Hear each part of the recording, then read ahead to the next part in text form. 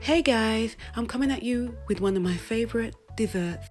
I soaked the apricots overnight in sugar and water, and now I'm just going to pull it on the stove for 10 minutes. I've taken them out. Now I have pears, apricots and plums, and I'm adding a tablespoon of cinnamon, 1/4 cup of brown sugar. I'm just going to stir it and leave it now to simmer. Now I'm taking out the apricots and the plums and I've only got one pear, but I feel it adds a little extra to the tart. These are dried fruits and I've rehydrated them with warm water, and then I've put them in the syrup and then let them plump out, and they look wonderful there. These apricots are fresh and they've been cut and, as I said, soaked in syrup overnight. Now it's coming to a simmer.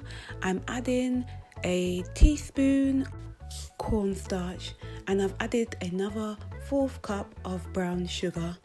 All in all, it should work out to around a cup of brown sugar, including the initial soaking of the apricots. So I'm just whisking it now. I'm just checking for thickness. Now I have about a 1/4 cup of hazelnuts and almonds chopped, and I just like to add this for texture.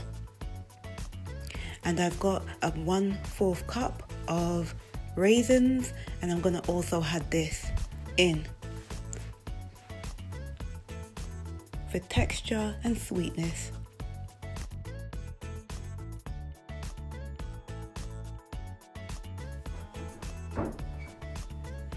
Now I've taken out everything and I've put them in separate bowls, and I've given them all separate cooking times because you do not want your fruits to be mushy because they've all cooked at different times. The main crunch is going to be from the nuts, and you can see it's lovely and thick there, and yeah, I'm just waiting for it to cool now. I'm piercing the base of my tart with a fork. Now I am going to cut a borderline because I've bought 2 puff pastries and I like to have a borderline on my puff pastry, so I'm doing that right now. You can see it all done with the border. Now I'm just using a knife to connect both layers. Now I'm just laying out the apricots on the base.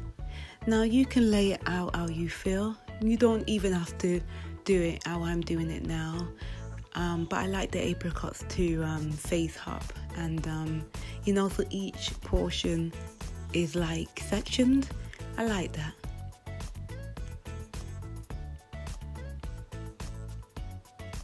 Also, once I finish putting everything onto my tart, I find that the pastry gets a little bit soft, so I pull it back in the fridge for a little bit of time. Now I'm just cutting up the other fruit. I find if I cut them up and place them all around, I like the tanginess of the dried apricots. The fresh apricots I don't find as tangy, so I like to kind of get a good distribution of this around the tart. Don't forget, guys, to preheat your oven on gas mark 200 for 10 minutes. Now I'm just adding the nut mixture. You can see how thick that is. It's going to hold the tart together really well, and it's going to add the crunch what's needed.